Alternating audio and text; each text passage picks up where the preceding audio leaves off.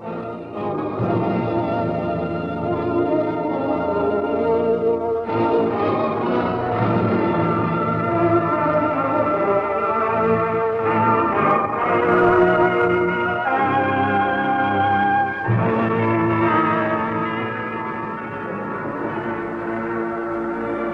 história de São Paulo, o apóstolo dos gentios, é sempre empolgante.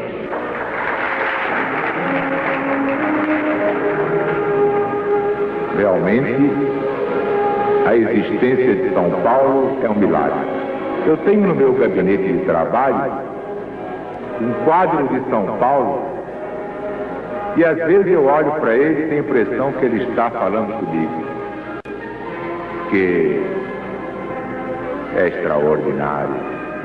Era um rabino judeu intolerante, sabia a escritura como pouca gente sabia, pensava que o judaísmo era verdade, não admitia a pregação do Evangelho de Jesus, perseguia os cristãos até que caiu do cavalo.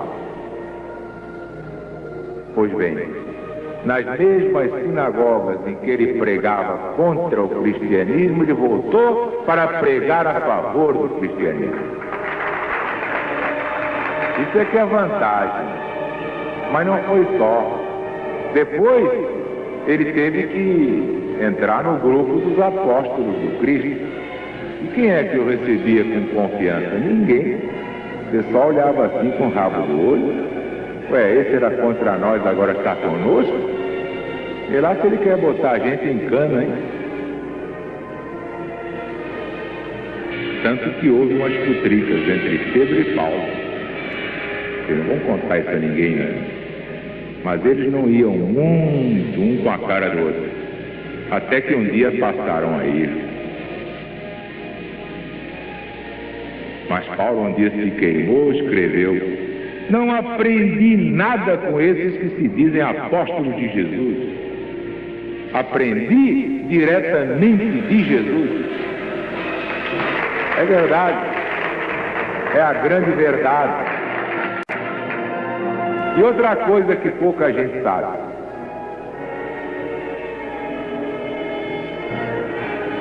São Paulo, pelo seu grande merecimento, recebia frequentemente a visão do Cristo junto dele, falando com ele. Às vezes ele queria desanimar, porque de fato essa estrada é espinhosa. Então quando ele ia deitar, ficava sozinho, assim, pensando, desisto, não desisto. Para que tudo isso? Para que tudo isso? Jesus aparecia e dizia: Paulo, continua a pregação, não te cales, porque eu estarei contigo. Estava sempre com ele. Certos maluquinhos desses dizem: olha, com que autoridade Zaru prega evangelho?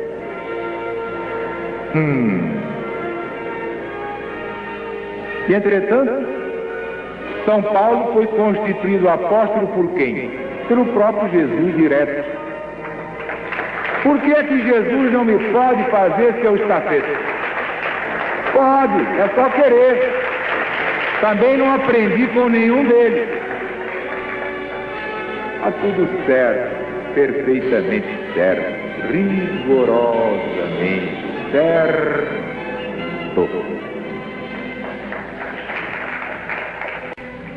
Vamos ver então Paulo em Icônio, com seu grande companheiro Barnabé. Em Icônio, São Paulo e Barnabé entraram juntos na sinagoga dos judeus e falaram de tal modo que uma grande multidão se converteu ao Evangelho de Jesus, tanto judeus como gregos. Mas os judeus que não creram excitaram, exasperaram os ânimos contra São Paulo e Barnabé. Entrando, demoraram-se ali bastante tempo falando ousadamente do Senhor Jesus, que dava testemunho da palavra da sua graça, concedendo que por mão dele se fizessem milagres e prodígios. Mas dividiu-se o povo da cidade.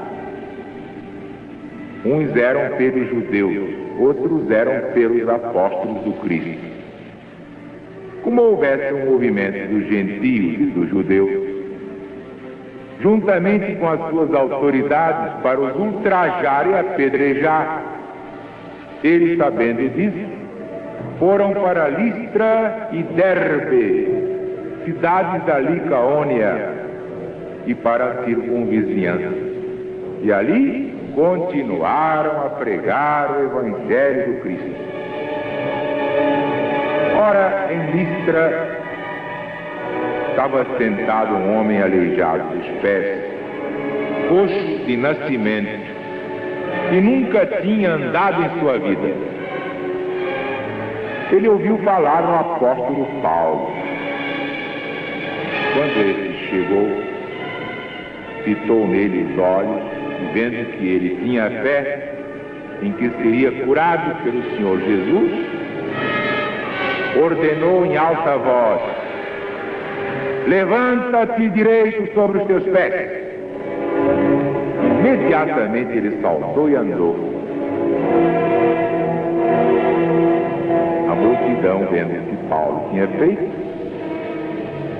ergueu a voz em língua licaônica, dizendo: os deuses em forma humana desceram a nós. Então chamaram Barnabé de Júpiter e São Paulo de Mercúrio, porque era esse quem dirigia a palavra. O sacerdote de Júpiter, que estava em frente da cidade, trouxe para as portas touros e grinaldas e queria sacrificar com a multidão em honra dele.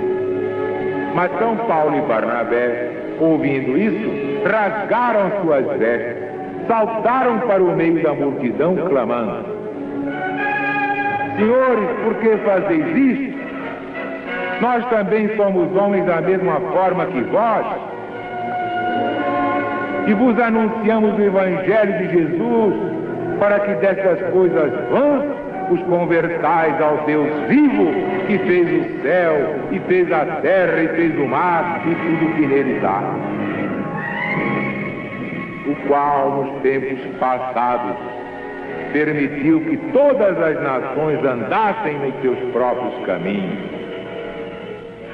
Contudo, não deixou de dar testemunho de si mesmo, fazendo bem, dando-vos do céu chuvas e estações frutíferas, enchendo os vossos corações de mantimentos e de alegria. Dizendo isto, com muita dificuldade, conseguiram impedir a multidão de lhes oferecer sacrifício. Sobrevieram, porém, alguns judeus de Antioquia e de Icônio, e, havendo conquistado o favor do poviléu, apedrejaram o apóstolo Paulo e o arrastaram para fora da cidade, dando-o por morto.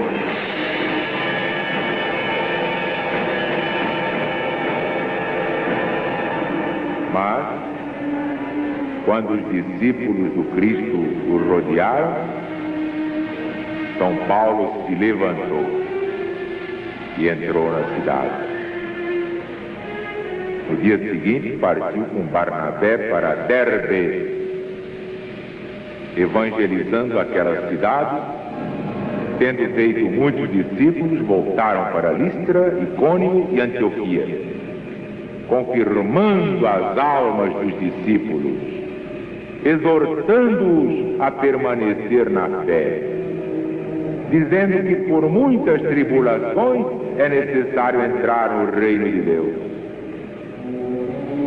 Tendo feito eleger para eles presbíteros em cada igreja, depois de orar com jejum, os encomendaram ao Senhor em quem haviam crido. Atravessando a Pisídia, foram a Panfilha e, tendo anunciado a palavra em Perga, desceram a Atália e dali navegaram para Antioquia, onde haviam sido encomendados à graça de Deus para a obra que tinham cumprido. Quando ali chegaram e reuniram a cristandade, contaram quantas coisas maravilhosas Deus fez com eles e como abriu a porta da fé aos próprios gentios. E se demoraram muito tempo com os discípulos do Cristo de Deus.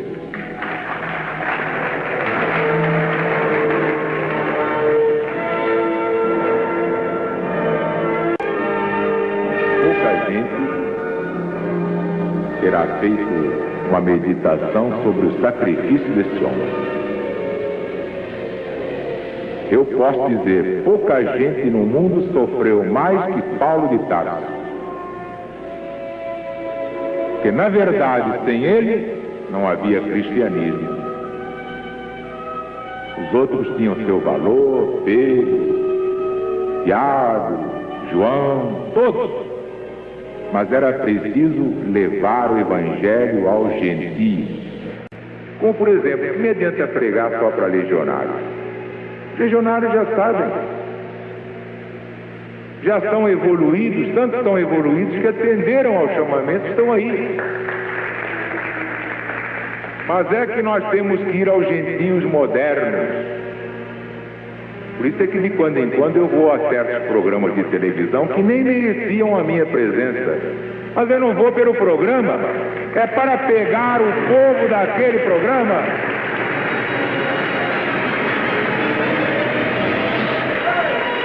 E dei a mensagem, deixei o recado.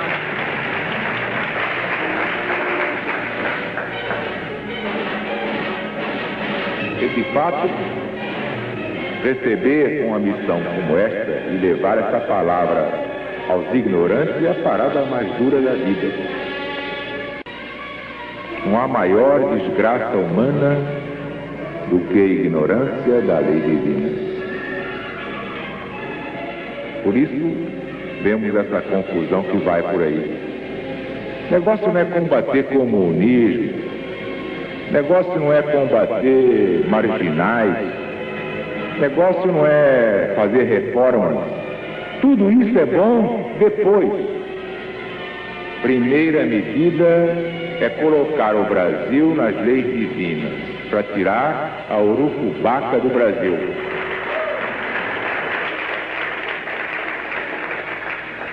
Depois que o Brasil for colocado na órbita de Deus, dentro daquelas leis eternas que funcionam sozinhas e não precisam de homem nenhum, aí o Brasil resolve automaticamente seus problemas.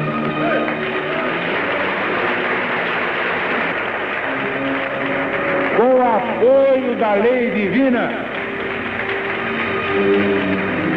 Eu outro dia dei um exemplo aqui. O que é que falta fazer no Brasil? Está um calor bárbaro. Eu gosto de dar exemplos que todo mundo grava. Está um calor horroroso. Todo mundo suando. Então vê um ventilador parado. Diz, olha aí, tem um ventilador, está parado. O que é preciso? Aparecer alguém que saiba fazer o bicho funcionar. Então mete na tomada. Ah, funcionou. Falta botar o Brasil na tomada. Para o Brasil funcionar, temos que colocar o Brasil no poder do Cristo de Deus. É o que falta fazer. Por isso não pode haver política sem evangelho. Não pode haver governo fora da verdade.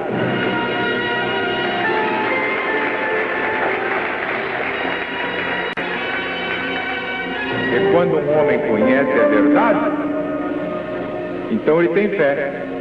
Quem não conhece a verdade não tem fé. Pensa que tem fé, mas não tem. Tem fé no jacaré. Porque quando o homem conhece a verdade, ele sabe a força que ele recebe de Deus. Então encontra um pobre homem, coxo de nascimento, nunca andou na vida. Chega assim e diz em nome de Jesus. Vejam bem, quem está dando essa ordem é o próprio São Paulo. Levanta-te direito sobre os teus pés. Ele saltou e andou. Temos que fazer isso com o Brasil. E colocar o Brasil na vanguarda do mundo. Eu não disse a vocês que na história de São Paulo íamos ter grandes lances? Logo depois desse milagre, em vez de premiá-lo, o que fizeram os judeus? Foram apedrejá-lo. Então São Paulo, vendo tanta pedra, disse assim: deixa eu fingir que estou morto. E fingiu que estava morto, deitou-se feito morto. Então os judeus foram satisfeitos para casa. Prestamos um grande benefício a Deus, matamos o apóstolo São Paulo. Que benefício, hein? Mas Jesus tinha dito: ainda nos matarão pensando prestar serviço a Deus.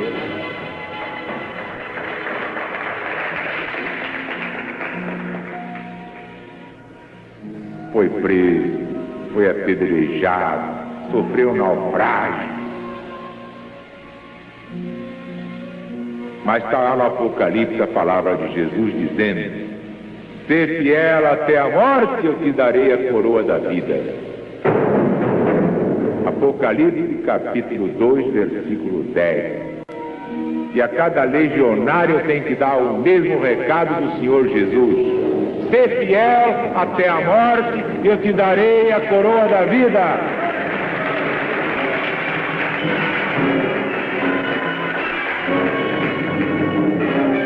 O próprio São Paulo, antes de morrer, escreveu: encerrei a carreira, guardei a fé, receberei a coroa da vida que o Senhor, justo juiz, me dará naquele dia. E é o que eu desejo que cada legionário possa dizer: é a coroa da glória, é a vida eterna. Então viva ele, bebê!